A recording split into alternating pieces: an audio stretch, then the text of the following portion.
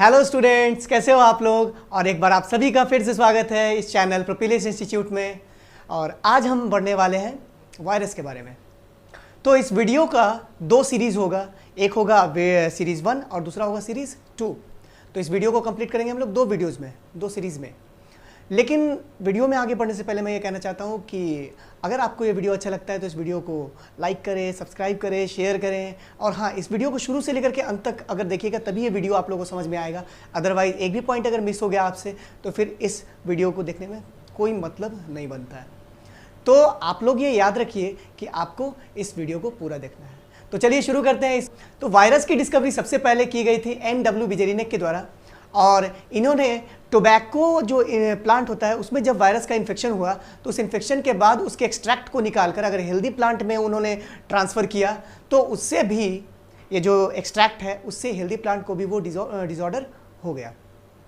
तो इससे क्या पता चला? इससे उनको पता चला कि वायरस का जो लिक्विड है उसके अंदर का जो फ्लूइड है वो फ्लूइड भी इन्फेक्शियस होता है, जो कि इंडिविजुअल टू इंडिविजुअल अगर वो ट्रांसफ़र हो तो ट्रांसमिट होने के बाद उसको कॉज कर सकता है किसी भी तरीके का सीरियस डिजीज़। तो उन्होंने उस वायरस के फ्लूइड को नाम दिया कॉन्टेजियम वाइवन फ्लूइडम। तो ये था। इसके अलावा अगर बात की जाए तो दूसरे एक साइंटिस्ट हैं पैस्चर DJ इवानोवस्की। उन्होंने सबसे पहले नाम रखा वायरस का वायरस। WM स्टैनले ने कहा कि वायरस को क्रिस्टलाइज किया जा सकता है और ये एक ऑब्लिगेट पैरासाइट होता है। ऑब्लिगेट पैरासाइट का मतलब क्या होता है? ऑब्लिगेट पैरासाइट का मतलब होता है वो पैरासाइट जो बिना किसी लिविंग ऑर्गेनिज्म के अपना ग्रोथ नहीं कर सकता है। यानी कि जब तक वायरस लिविंग सेल के बाहर रहेगा तब तक वो इनएक्टिव रहता है और इस स्टेज को हम लोग कहते हैं विरियॉन्स। तो ये विरियॉन्स जो है ये बिल्कुल ही इनएक्टिव फेज है, इसमें किसी भी तरीके का मेटाबॉलिक प्रोसेस नहीं हो सकता है। अब हम लोग बढ़ते हैं, वायरस को आखिर लिविंग और नॉन लिविंग के बीच का कनेक्टिंग लिंक क्यों कहते हैं? आखिर कंप्लीट लिविंग का दर्जा वायरस को क्यों नहीं मिला? तो उसके कुछ कारण हैं। कारण ये है कि पहला कारण ये है कि वायरस जो है वो कभी ग्रो नहीं कर सकता है। वायरस के पास अपना सेलुलर साइटोप्लाज्म नहीं होता है, अपना न्यूक्लियस नहीं होता है और अपना उसके पास प्लाज्मा मेम्ब्रेन नहीं हो सकता है। वायरस जो है वो मेटाबॉलिक प्रोसेस नहीं करता है, like respiration, digestion, excretion, reproduction in all, और लिविंग सेल के बाहर तो बिल्कुल नहीं कर सकता है। इसके अलावा वायरस मेटाबॉलिक एनर्जी को प्रोड्यूस नहीं कर सकता है और अगर ये मेटाबॉलिक एनर्जी को खुद से प्रोड्यूस नहीं कर सकता है तो ये बाहर इजीली रह नहीं सकता है। तो ये थे कुछ important facts about the virus जो ये बताते हैं कि वायरस लिविंग और नॉन लिविंग के बीच का कनेक्टिंग लिंक। तो स्टूडेंट्स पढ़ते हैं हम लोग वायरस के क्लासिफिकेशन के ऊपर। पहला जो क्लासिफिकेशन है वायरस का वो है classification on the basis of types of genetic material presents.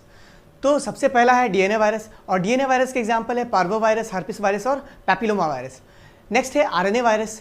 RNA virus वो वायरस है जिनमें जेनेटिक मटेरियल के फॉर्म में RNA पाया जा रहा है और इसके एग्जांपल है measles, rabies, Ebola, yellow fever, influenza, hepatitis C and rota virus and polio. और एक कैटेगरी ऐसा भी है वायरस का जिसमें DNA और RNA दोनों ही एक्टिंग एज जेनेटिक मटेरियल और उसके एग्जाम्पल हैं ल्यूको वायरस और राउस वायरस। तो स्टूडेंट्स बढ़ते हैं हम लोग वायरस के नेक्स्ट क्लासिफिकेशन के ऊपर। और अगला जो क्लासिफिकेशन है वो है classification on the basis of number of strands present in the genetic material of the virus. तो उसका सबसे पहला जो टाइप है वो है डबल स्ट्रैंडेड DNA के वायरस। तो डबल स्ट्रैंडेड DNA के एग्जांपल हैं pox virus, bacteriophage T2, T3, T4, T6, T7 and lambda virus. इसके अलावा एडिनो वायरस एंड हार्पिस वायरस।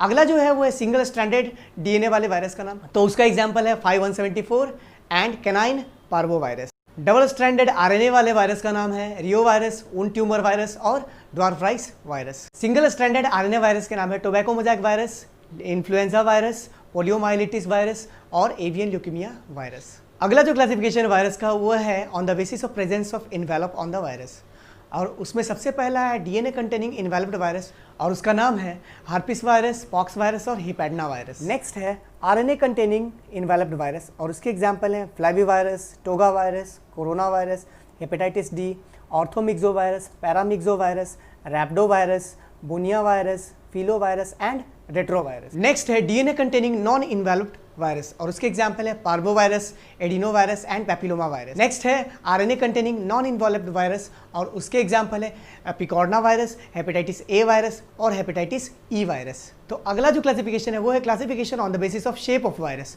और उसमें आज सबसे पहला है रैबीज जो कि होता है bullet shaped, Ebola filamentous shaped, pox virus brick shaped और adeno virus space vehicle shaped.